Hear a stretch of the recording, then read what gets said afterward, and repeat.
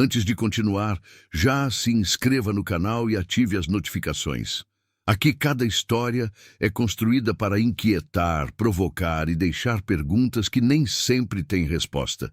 Agora, escreva nos comentários de onde você está assistindo, cidade, estado ou país. Às vezes, o lugar de onde ouvimos uma história muda completamente a forma como ela nos afeta. Feito isso, prepare-se, porque o que você está prestes a ouvir não é apenas uma história sobre uma casa. É sobre o que acontece quando alguém permanece tempo demais onde não deveria. A casa surgia ao final da Ocean Avenue como uma presença deslocada, quase ofensiva ao equilíbrio da rua.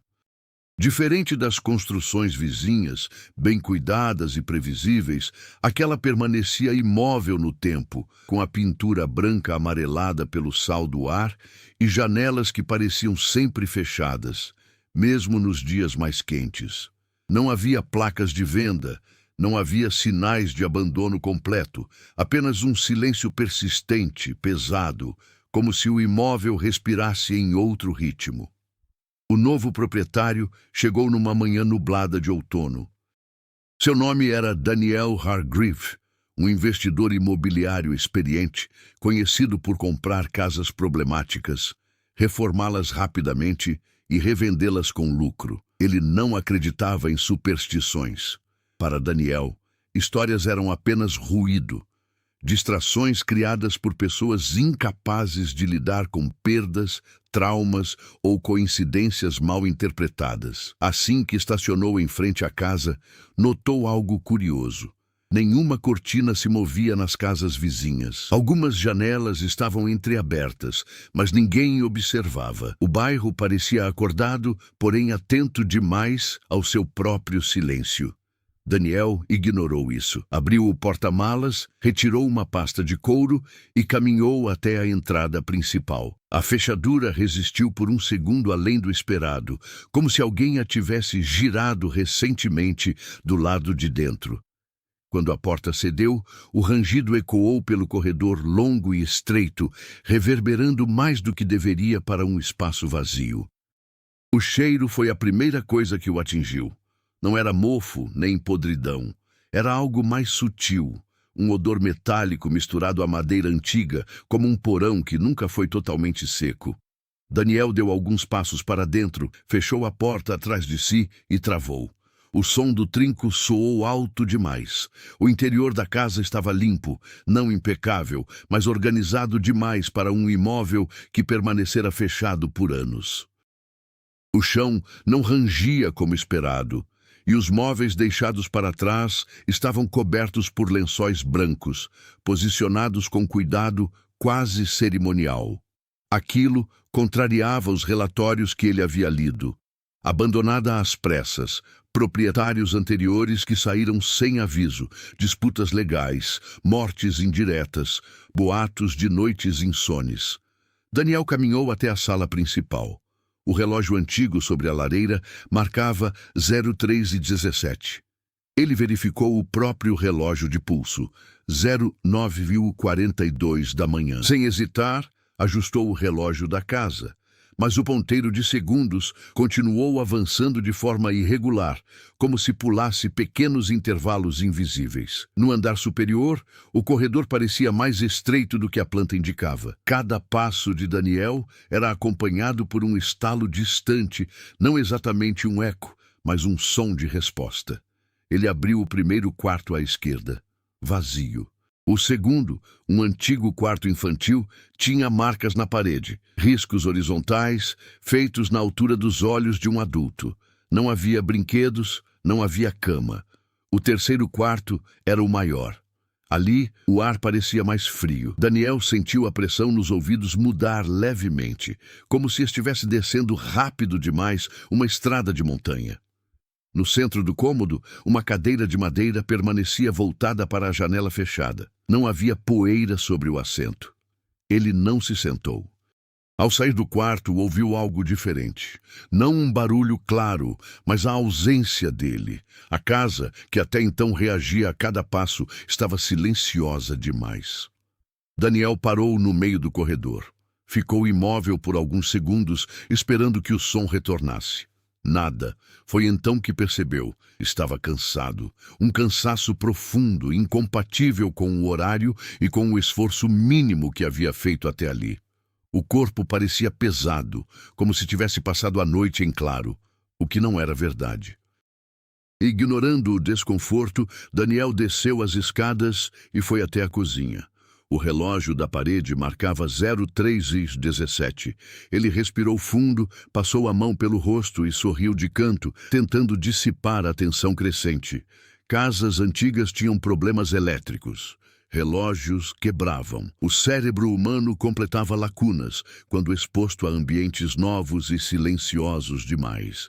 Mas, ao abrir a torneira, a água demorou a sair. Quando saiu, veio fria demais. E por um instante breve demais para ser ignorado, Daniel teve a sensação clara de que não estava sozinho ali. Não havia som, não havia movimento. Apenas a impressão incômoda de que a casa não estava vazia, apenas esperando. Daniel Hargreave passou a primeira noite na casa sem descarregar todas as caixas. Disse a si mesmo que era estratégia. Queria sentir o imóvel antes de transformá-lo. Dormiria no quarto do andar térreo, próximo à saída. Uma decisão prática, comum em suas reformas anteriores. Às 02h46, ele estava acordado, não por um barulho. O que o despertou foi a ausência dele. O som distante da rua, que normalmente atravessava qualquer parede antiga, havia desaparecido por completo.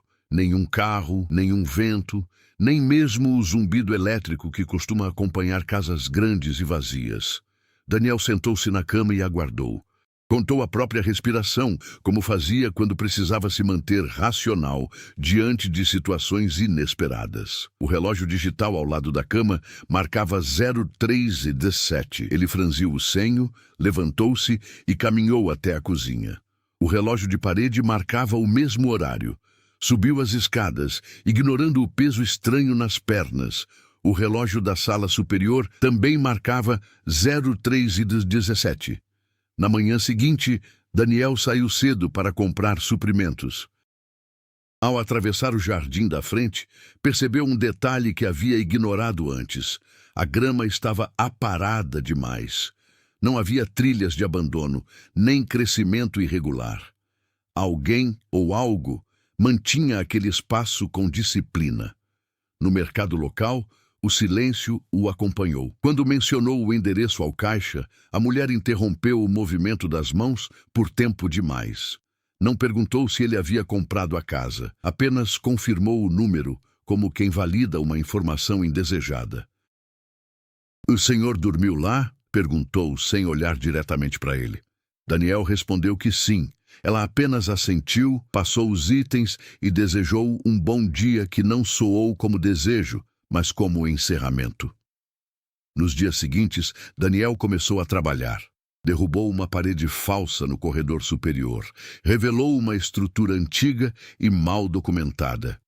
Atrás do reboco, encontrou marcas profundas na madeira, não de ferramentas, mas de impacto repetido, como se algo tivesse sido empurrado contra aquela parede inúmeras vezes. Ele fotografou tudo, enviou para um colega engenheiro, pediu parecer técnico. Nenhuma resposta veio naquele dia. À noite, os sintomas pioraram. Não havia pesadelos claros, apenas interrupções abruptas do sono. Daniel acordava sempre com a sensação de ter sido observado segundos antes, o corpo cansado, a mente alerta demais para descansar. No quarto maior do andar superior, a cadeira mudava de posição. Nunca drasticamente, alguns centímetros. O suficiente para não ser negado, mas fácil de ser racionalizado. Daniel começou a registrar tudo em um caderno. Horários, sensações, alterações físicas. Um hábito antigo, herdado dos primeiros anos de carreira, quando aprendera que o maior inimigo de uma negociação ruim era a memória falha.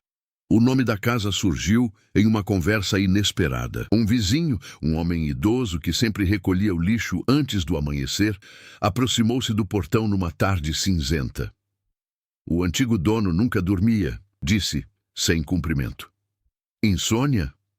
Daniel respondeu automático. O homem balançou a cabeça. Não. Ele descansava durante o dia. À noite, ele esperava. Antes que Daniel pudesse perguntar o quê, o vizinho se afastou, como se tivesse dito mais do que pretendia. Naquela noite, Daniel tentou não dormir. Preparou café forte, acendeu todas as luzes. Sentou-se na sala de frente para o corredor que levava aos quartos. Às 03h17, todas as luzes piscaram ao mesmo tempo. Não apagaram, apenas piscaram. E pela primeira vez desde que entrou naquela casa, Daniel teve certeza absoluta de uma coisa. O problema não era a casa estar vazia, era ela nunca estar sozinha. Daniel decidiu permanecer na casa por mais tempo do que o planejado. O prazo original de 2 semanas para avaliação estrutural foi estendido sem aviso a ninguém. Ele parou de atender chamadas fora do horário comercial e adiou reuniões importantes. Não por medo, era convicção. Algo naquele imóvel precisava ser compreendido antes de qualquer decisão financeira. O primeiro obstáculo real surgiu quando ele tentou alterar a rotina da casa. Na terceira noite consecutiva, Daniel mudou deliberadamente seus horários. Dormiu às 8 da noite, acordou antes da meia-noite, manteve todas as luzes apagadas e passou a circular apenas com uma lanterna. Queria testar limites, queria provocar uma resposta. Às 03h17, a lanterna falhou. Não apagou completamente. A luz enfraqueceu, pulsando em intervalos irregulares. Daniel bateu no corpo metálico, trocou as pilhas, verificou os contatos. Funcionava normalmente quando apontada para o chão, mas falhava sempre que iluminava o corredor superior. Ele subiu mesmo assim. O ar no andar de cima estava diferente, mais denso. O som dos próprios passos parecia atrasado, como se chegasse aos ouvidos com um leve deslocamento.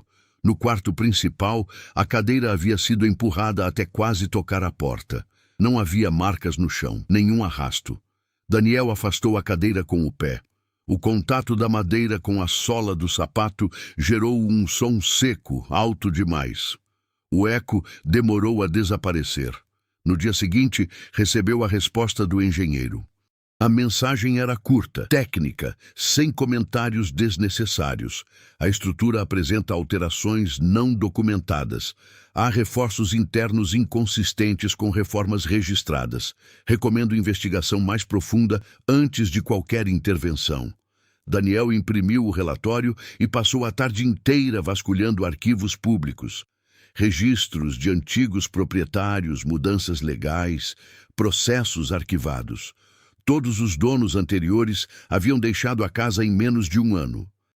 2 haviam abandonado bens pessoais. 1 falecera meses após a mudança, oficialmente por colapso físico decorrente de exaustão. A palavra insônia aparecia em mais de um relatório médico anexado aos documentos. À noite, Daniel tentou algo diferente. Instalou uma câmera no corredor superior, direcionada para o quarto principal. Deixou o equipamento gravando e se trancou no quarto térreo. O sono veio rápido demais. Ele acordou com dor muscular intensa, como se tivesse passado horas em posição inadequada. O relógio marcava 06h02. Daniel correu até a câmera. O vídeo mostrava o corredor vazio durante quase toda a gravação. Às 03h16, a imagem apresentou interferência. Às 03h17, o vídeo congelou por exatos 59 segundos. Quando voltou, a cadeira já estava posicionada diante da porta da câmera, mais próxima do que nunca. Daniel percebeu algo novo. A câmera havia sido desligada manualmente. Nos dias seguintes, o conflito deixou de ser apenas ambiental. Daniel começou a errar tarefas simples. Esquecia ferramentas ligadas, repetia ações, preparava café e abandonava a xícara cheia sobre a bancada. Seu corpo funcionava, mas a mente parecia operar em ciclos incompletos. O vizinho voltou a aparecer. Dessa vez, trouxe um aviso. A casa não gosta de mudanças, disse encarando a fachada. Ela reage quando tentam controlá-la. Daniel não respondeu. Estava ocupado demais, observando algo que não havia notado antes, marcas recentes no batente da porta principal do lado de dentro. Arranhões superficiais, alinhados verticalmente. Naquela noite, Daniel tentou sair da casa às 03h10. O carro não ligou. Ele permaneceu sentado ao volante até 03h18, quando o motor finalmente respondeu, como se nada tivesse acontecido. Ao olhar para a casa antes de partir, teve a impressão clara de que uma das janelas do andar superior estava aberta. Ele tinha certeza absoluta de que havia fechado todas. O conflito agora era direto. Ou Daniel compreendia a lógica daquela casa, ou ela passaria a decidir por ele. Daniel passou a medir o tempo de forma diferente desde que percebeu que a casa não seguia o ritmo comum. Os dias pareciam encurtar, as noites se estender. Ele começou a registrar não apenas horários, mas também lapsos, momentos em que não lembrava exatamente o que havia feito nos minutos anteriores. Não eram apagões completos, apenas buracos sutis na sequência lógica dos acontecimentos. A primeira subtrama surgiu quando Daniel decidiu investigar o antigo proprietário de maneira mais pessoal. O nome dele era Robert DeFeo Jr. Os registros oficiais eram secos, objetivos, cheios de termos jurídicos e laudos médicos. Mas ao visitar a biblioteca municipal e conversar com um arquivista aposentado, Daniel encontrou algo diferente. Um diário parcialmente transcrito, nunca publicado, pertencente ao último morador permanente da casa. O conteúdo não falava de vozes ou visões. Falava de espera. Robert descrevia noites longas, silenciosas, em que permanecia sentado, imóvel, observando o corredor superior. Escrevia sobre a sensação de que algo precisava acontecer exatamente às 03h17, mas nunca explicava o quê. A repetição daquele horário não vinha acompanhada de pânico, vinha de resignação. Daniel fechou o caderno com cuidado excessivo. Não gostou da familiaridade crescente entre sua rotina e a do homem que nunca conheceu. A segunda subtrama surgiu dentro da própria casa. Daniel começou a perceber que alguns cômodos respondiam melhor à presença dele do que outros. A cozinha permanecia neutra, quase indiferente. A sala reagia com pequenos deslocamentos de objetos. Já o corredor superior parecia concentrar tudo. Ali, o ar sempre era mais frio e o silêncio mais absoluto. Em uma tentativa racional de recuperar o controle, Daniel convidou alguém para passar a noite com ele. Um colega de trabalho, Mark, que aceitara o convite com ceticismo e humor contido. Daniel não explicou tudo, apenas disse que queria uma segunda opinião. Mark chegou às 22h. Bebeu, riu, fez comentários sobre reformas e mercado imobiliário. Até às 02h30, tudo parecia normal. Às 03h10, Mark ficou inquieto. Disse sentir um peso estranho no peito. Caminhou pelo corredor, tocou as paredes, comentou que o espaço parecia menor do que deveria. Às 03h17, ele parou de falar no meio de uma frase. Não caiu, não gritou, apenas ficou imóvel por alguns segundos, encarando o quarto principal. Depois, respirou fundo e pediu para ir embora. O carro de Mark ligou imediatamente. Ele nunca mais voltou, nunca respondeu mensagens. Pediu demissão do projeto na semana seguinte. A pressão temporal se intensificou quando Daniel percebeu algo alarmante. Seus registros estavam começando a se contradizer. Horários que não batiam, anotações escritas com caligrafia diferente, páginas que ele não lembrava de ter preenchido. Em uma delas, uma frase curta, escrita em letras duras: "Não lute, aguarde." Daniel rasgou a página, mas no dia seguinte encontrou o papel recomposto sobre a mesa da cozinha. A última complexidade veio do próprio corpo. Ele não sentia mais sono da mesma forma. Quando dormia, era superficial. Quando ficava acordado, sentia-se drenado. Seu reflexo no espelho parecia atrasado, como se demorasse um instante a acompanhar seus movimentos. Daniel começou a entender que o conflito não se limitava à casa ou ao horário. Havia uma transferência silenciosa acontecendo, uma adaptação forçada. A casa não estava tentando expulsá-lo, estava tentando prepará-lo. O ponto de virada aconteceu na 12ª noite. Daniel não marcou no caderno, não preparou câmeras. Não tentou controlar o ambiente. Pela primeira vez desde que chegara, decidiu apenas permanecer. Sentou-se na cadeira do quarto principal, a mesma que insistia em mudar de lugar, e esperou. Às 02h58, a casa começou a responder. Não houve barulho inicial. O que mudou foi a temperatura. O ar esfriou de forma gradual, constante, até que a respiração de Daniel começou a sair visível. As paredes não rangiam. O silêncio parecia comprimido, como se estivesse sendo empurrado contra ele. Às 03h10, o corredor se alongou, não de forma visível, mas perceptível. Daniel sentiu o espaço entre a porta e a escada aumentar, como se o ambiente estivesse sendo ajustado para outra proporção. Ele se levantou, deu 3 passos e teve a sensação clara de que havia caminhado mais do que deveria. Às 03h15, o relógio do quarto parou. Os ponteiros congelaram, não vibraram, não hesitaram, simplesmente cessaram. Daniel tentou engolir em seco, mas a garganta parecia rígida demais para cooperar. Quando o relógio da casa marcou 03h17, não foi com som, foi com peso. A pressão no ambiente aumentou de forma súbita. Daniel sentiu os joelhos falharem e caiu sentado novamente na cadeira. O corredor escureceu, não pela ausência de luz, mas como se a claridade estivesse sendo absorvida pelas paredes. Foi então que ele percebeu algo que nunca havia considerado. A casa não reagia ao movimento, reagia à resistência. O quarto principal começou a se transformar diante dele. Não mudava de forma brusca, mas de intenção. As paredes pareciam mais próximas, o teto mais baixo. O espaço não encolhia, ele se ajustava ao corpo de quem aguardava. Daniel lembrou do diário, lembrou da palavra repetida, esperar. O chão rangeu pela primeira vez desde sua chegada. A cadeira se moveu sozinha, girando alguns graus, alinhando o corpo de Daniel diretamente para o corredor. E, naquele instante, ele entendeu o papel que os antigos proprietários haviam desempenhado. Eles não eram vítimas de uma casa violenta, eram substitutos.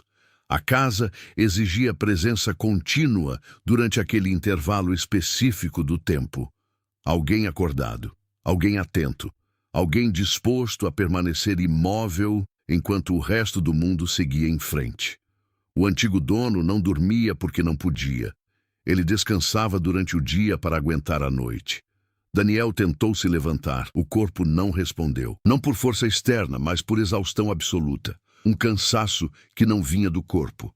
Vinha da mente sendo mantida em vigília constante. Às 03h18 tudo cessou. A pressão diminuiu. A luz voltou ao normal. O relógio retomou o movimento.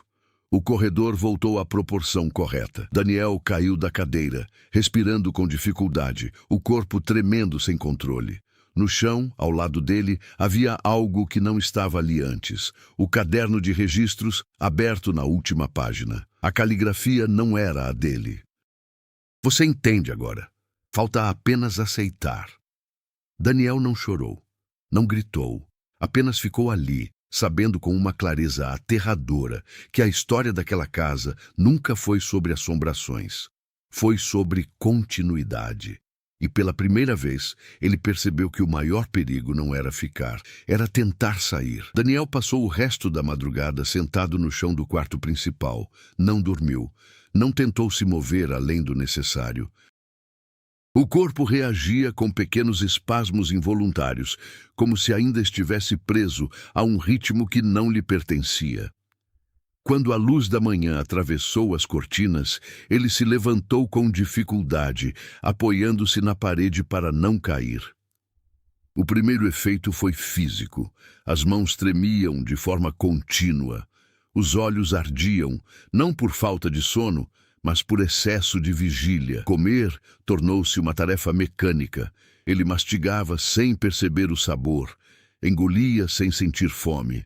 O café já não fazia diferença. O segundo efeito foi comportamental. Daniel parou de planejar reformas, as ferramentas ficaram onde estavam, o computador permaneceu fechado. Em vez disso, ele começou a organizar a casa de forma específica, quase ritualística. A cadeira voltou ao centro do quarto principal. As portas passaram a ficar sempre destrancadas por dentro.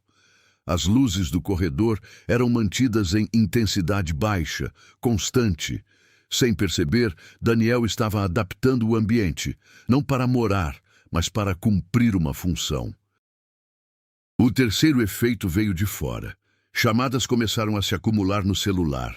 Mensagens de colegas, do banco, do corretor responsável pela venda.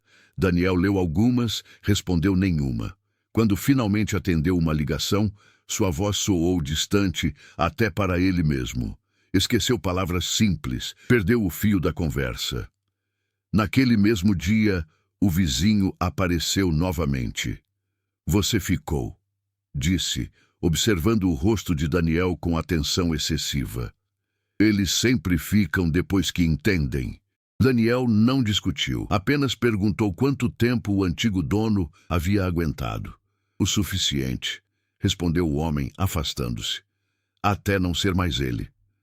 Às 03h00 da noite seguinte, Daniel já estava no quarto principal. Não por obrigação consciente, mas porque o corpo o levou até lá. Sentou-se na cadeira sem resistência. O relógio marcou 03h17 e a casa respondeu com o mesmo peso da noite anterior, só que menor, como se estivesse satisfeita com a preparação. Dessa vez, Daniel não tentou lutar. Às 03h18, a pressão cessou novamente. Mas algo havia mudado. O cansaço não se dissipou por completo. Ficou alojado, profundo, permanente. Nos dias seguintes, Daniel começou a perceber uma consequência mais grave. A casa passou a responder antes do horário. Às 02h40, o ar já esfriava. Às 02h55, o silêncio se instalava. O intervalo estava se expandindo. A casa estava se acostumando com ele. Daniel tentou sair durante o dia. O carro estava normal. Mas ao se afastar algumas quadras, uma náusea intensa o obrigou a parar. A dor no peito veio em ondas. Ele retornou antes do meio-dia, exausto, aliviado assim que cruzou o portão. A reação foi imediata. Naquela noite, o peso foi menor ainda. Daniel entendeu com desconforto crescente que cada tentativa de afastamento gerava punição e cada retorno, alívio. A casa não precisava mais impor sua vontade. Ela estava sendo obedecida. A superação de Daniel não veio como libertação, veio como adaptação.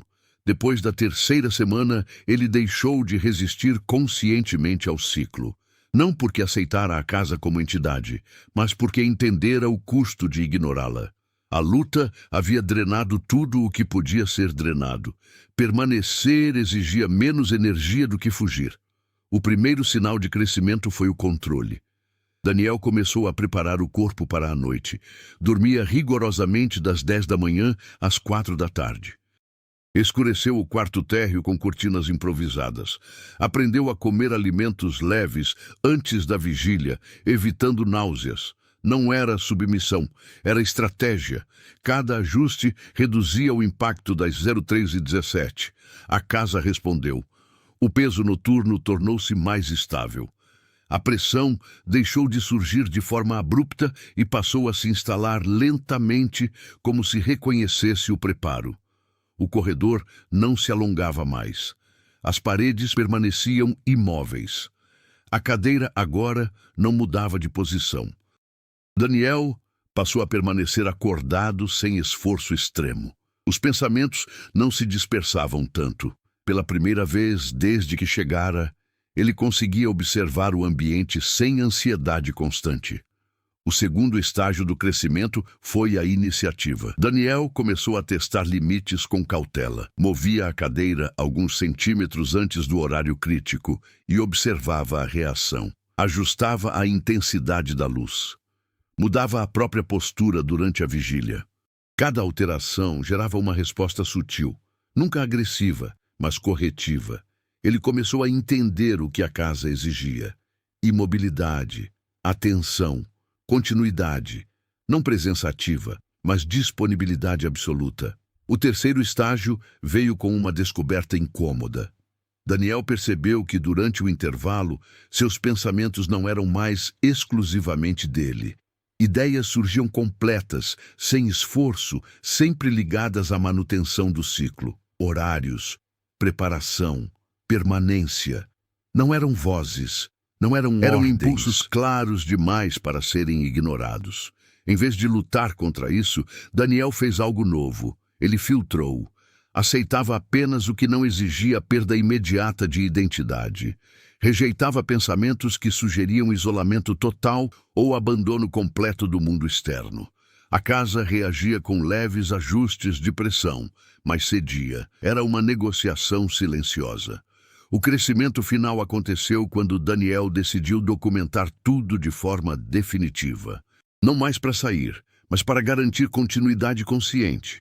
Criou um registro detalhado do ciclo, das sensações, dos limites toleráveis. Não como vítima, como operador. Na noite em que completou o relatório, sentou-se na cadeira com postura firme. Às 03h17, a pressão veio, mas não o derrubou. Ele respirou fundo, manteve o foco e permaneceu atento até o fim do intervalo. Às 03h18, levantou-se sem ajuda. Pela primeira vez, Daniel não se sentiu drenado depois da vigília. O cansaço ainda existia, mas era administrável, controlável. A casa havia parado de testá-lo. Agora, ela o reconhecia. Daniel não havia escapado do papel que lhe fora imposto, mas havia transformado submissão em função. E isso, dentro daquela casa, era a única forma possível de crescimento. A rotina de Daniel se tornou precisa demais para ser confortável. Os dias passaram a existir apenas como intervalos funcionais entre as noites. Ele acordava, comia, organizava a casa e verificava seus registros. Não havia mais hesitação. Cada ação tinha um propósito claro: manter o equilíbrio do ciclo sem permitir que ele se expandisse além do necessário. A subtrama do mundo exterior começou a se encerrar sozinha. O banco suspendeu o contato. O corretor retirou oficialmente o imóvel do mercado. As notificações cessaram, não por resolução, mas por abandono administrativo. Daniel percebeu isso quando tentou acessar sua conta e encontrou restrições temporárias. A casa estava deixando de existir para fora, exatamente como ele. O vizinho desapareceu. Durante 3 dias seguidos, o lixo permaneceu na calçada da casa ao lado. A porta não abriu em nenhum momento. Daniel observou de longe, sem se aproximar. Entendeu o aviso silencioso. Não haveria mais intermediários, nenhuma explicação adicional, nenhum testemunho humano. Dentro da casa, pequenas mudanças começaram a ocorrer. O intervalo de preparação se antecipou novamente. Às 02h30, o ar já se alterava. Às 02h50, o silêncio se solidificava. A casa estava testando expansão total do ciclo, algo que Daniel havia evitado desde o início da adaptação. Ele reagiu. Reorganizou o quarto principal de forma definitiva. Retirou objetos desnecessários. Fixou a cadeira no chão, não para imobilizá-la, mas para marcar posição exata. Ajustou a iluminação para não variar. Criou constância absoluta. Naquela noite, ele não aguardou o ciclo começar. Sentou-se às 02h20. A casa respondeu com resistência.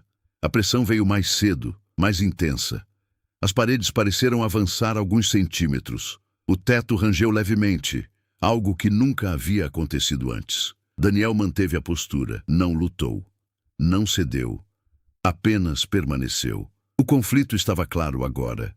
Ou ele sustentaria o limite que havia criado, ou a casa assumiria o controle completo do tempo. Às 03h10, o peso atingiu o ápice antes do esperado. Daniel sentiu a mente oscilar. Pensamentos de rendição total surgiram, mais fortes do que nunca. Não como sugestão, mas como solução.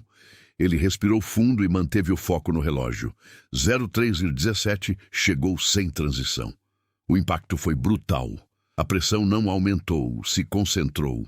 Tudo o que antes se espalhava pelo ambiente agora convergia diretamente para ele. Daniel sentiu a visão estreitar, os músculos enrijecerem, o pulso acelerar de forma irregular, mas o intervalo não se estendeu.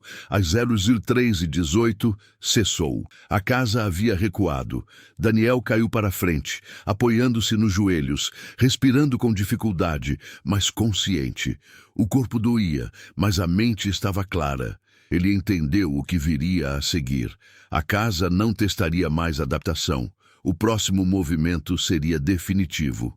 Ou Daniel se tornaria o ponto fixo permanente, ou a casa exigiria substituição. O clímax não seria uma fuga, seria uma decisão. Daniel acordou antes do alarme. O corpo sabia, não havia mais dúvida, nem antecipação ansiosa, apenas a certeza incômoda de que aquela noite encerraria o ciclo de testes. Ele não seguiu a rotina habitual, não comeu, não revisou registros, não ajustou luzes. Caminhou pela casa como quem se despede, tocando superfícies sem olhar para elas. No quarto principal, parou diante da cadeira fixa no centro do cômodo. Observou o espaço ao redor, memorizando cada detalhe, como se aquilo tivesse importância além do simbólico. Às 02h10, algo mudou. Não foi o ar, não foi o silêncio, foi o tempo. Daniel sentiu a sequência normal dos minutos se romper, como se os segundos estivessem sendo comprimidos. O relógio ainda marcava corretamente, mas a percepção era outra. O intervalo estava começando mais cedo porque não precisava mais ser anunciado. Ele sentou-se. A casa não resistiu de imediato. O peso não veio. O ambiente permaneceu neutro, quase expectante. Daniel percebeu que havia cometido um erro em suas suposições anteriores. A casa não queria obediência, queria permanência sem consciência. Às 02h40, o impacto veio de uma vez. Não houve preparação gradual. A pressão se instalou como um bloco único, esmagando o espaço ao redor. O teto pareceu descer alguns centímetros. As paredes perderam qualquer sensação de profundidade. O quarto tornou-se um ponto fechado no mundo. Daniel sentiu a mente começar a se desligar, não como sono, mas como desligamento funcional. Pensamentos se tornavam fragmentos. O corpo permanecia ereto apenas por hábito. Ele entendeu naquele instante a falha de todos os anteriores. Eles haviam aprendido a suportar, nunca haviam aprendido a interromper. Com esforço extremo, Daniel fez algo que jamais tentara durante o intervalo. Levantou-se. O movimento foi mínimo, mas suficiente para provocar reação imediata. A pressão aumentou de forma violenta. A visão escureceu nas bordas. Os joelhos quase cederam. Ainda assim, ele deu um passo à frente. O relógio marcava 03h12. A casa respondeu com urgência. O silêncio se tornou absoluto. Não havia mais sensação de espaço fora daquele quarto. Daniel sentiu algo próximo a pânico, não emocional, mas fisiológico. O corpo rejeitava a quebra do ciclo. Ele avançou mais um passo. O relógio pulou direto para 03h17. O impacto foi total. A pressão atingiu o limite máximo. Daniel caiu de joelhos, sentindo o ar desaparecer dos pulmões. A casa não tentava mais ajustar, tentava conter. Foi nesse momento que a reviravolta se revelou. A casa não precisava de alguém acordado, precisava de alguém fixo. A vigília não era o propósito, era o método de transição. Daniel arrastou-se até a parede do fundo do quarto, onde havia uma porta que nunca abrira, nunca parecera relevante antes. Agora estava destrancada. Com o último esforço consciente, ele a abriu. Atrás dela não havia cômodo algum, apenas uma cavidade estreita, reforçada, com marcas antigas no interior. o exato formato de um corpo humano em posição sentada. O lugar do proprietário, o lugar do descanso final. A compreensão veio junto com a decisão. Daniel recuou, não entrou. Em vez disso, voltou-se para a cadeira no centro do quarto. Com mãos trêmulas, mas movimentos firmes, empurrou-a alguns centímetros para fora do ponto exato que havia fixado dias antes. A casa reagiu com fúria silenciosa. A pressão explodiu e, em seguida, colapsou. Às 03h18, tudo cessou. O relógio retomou o movimento normal. O ar voltou.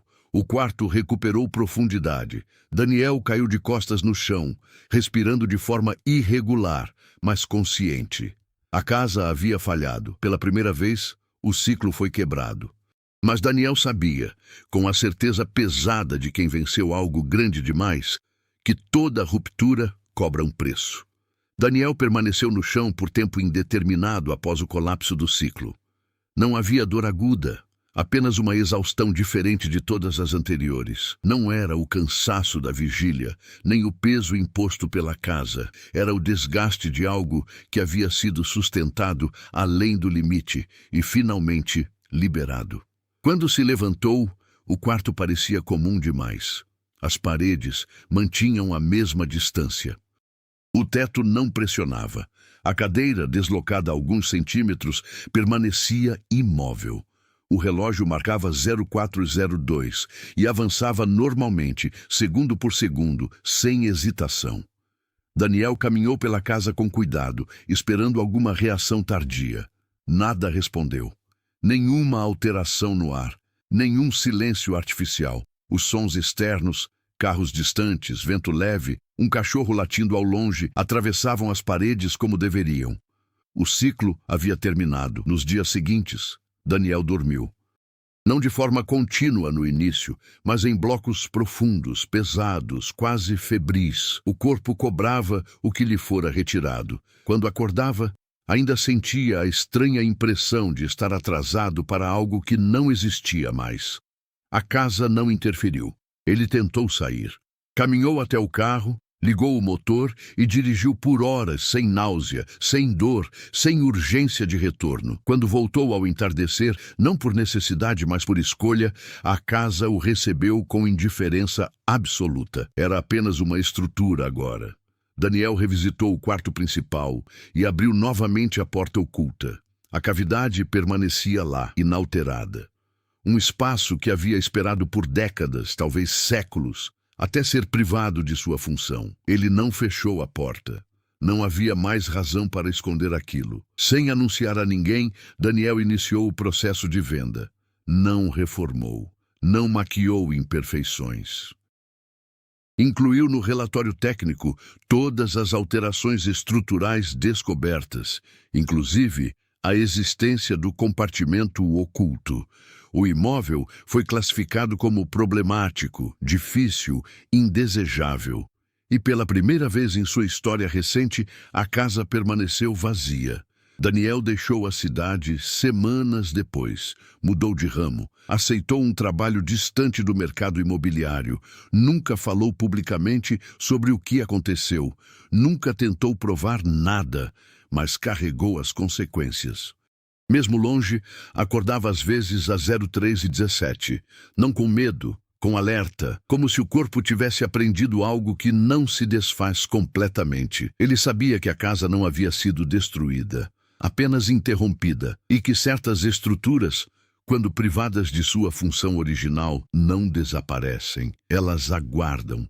Meses depois, um novo registro apareceu nos arquivos municipais. Não era uma venda. Não era uma reforma.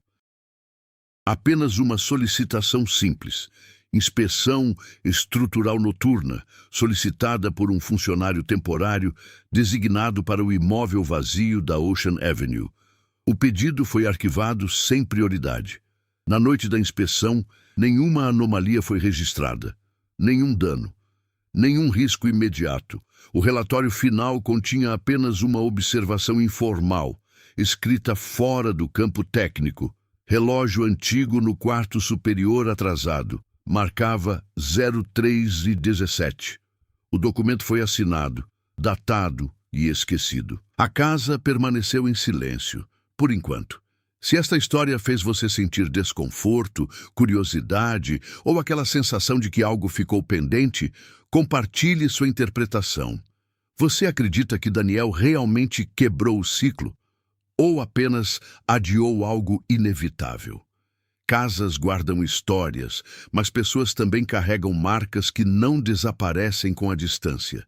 Deixe nos comentários o que mais chamou sua atenção: o horário, a casa ou a decisão final. Se gosta de narrativas realistas, macabras e inquietantes como esta, acompanhe o canal para não perder as próximas histórias. Às vezes, o verdadeiro terror não está no que vemos, mas no que aceita esperar em silêncio.